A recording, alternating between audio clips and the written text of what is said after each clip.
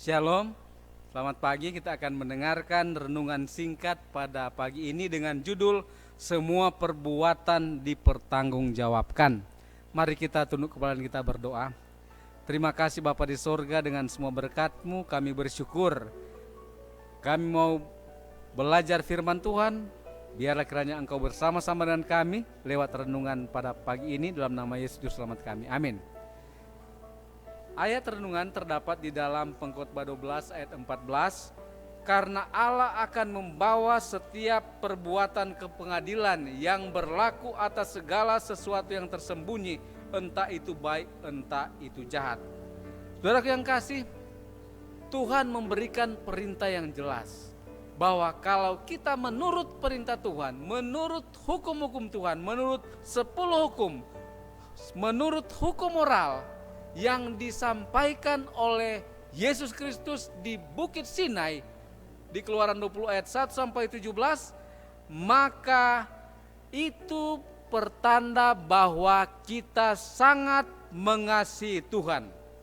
Saudaraku yang kekasih, karena Raja Daud di dalam buku Mazmur 19 ayat 8 dia berkata bahwa Taurat Tuhan itu sempurna, tidak terdapat cacat celah di dalamnya. Dalam pengertiannya yang sangat sederhana, sempurna, hukum Allah itu begitu singkat dan dengan mudah dapat dipahami dan mungkin diingat atau dihafal di dalam pikiran oleh anak-anak yang kecil karena sangat sederhana. Dan hukum itu bukan hanya dibicarakan, tetapi hukum itu dihidupkan, dan 10 hukum itu dia menjangkau sampai ke dalam, bukan hanya sampai kepada apa yang nampak di hadapan mata. Seperti kalau kita misalnya mencuri, oh kita melanggar hukum, atau kita menjadi seorang pembunuh, atau menjadi seorang pezinah. Hukum itu jauh lebih dalam. Hukum itu masuk dalam pikiran kita.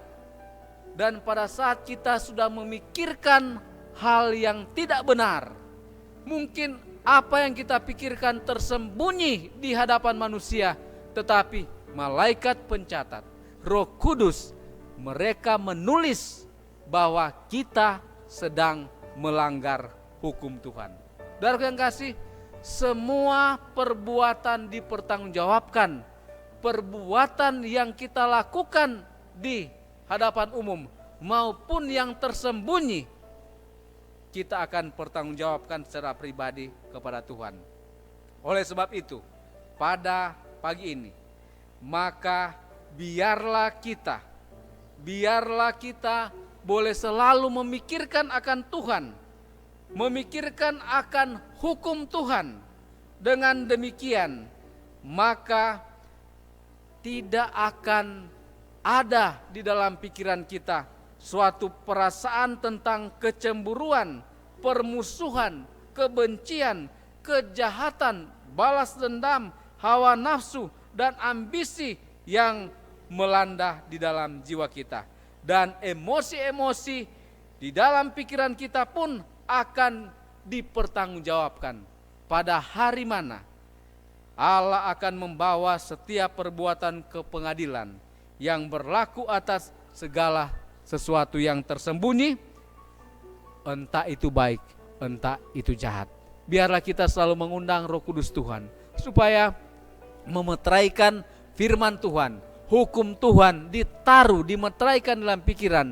Dengan demikian kita akan suka untuk melakukan hukum Tuhan.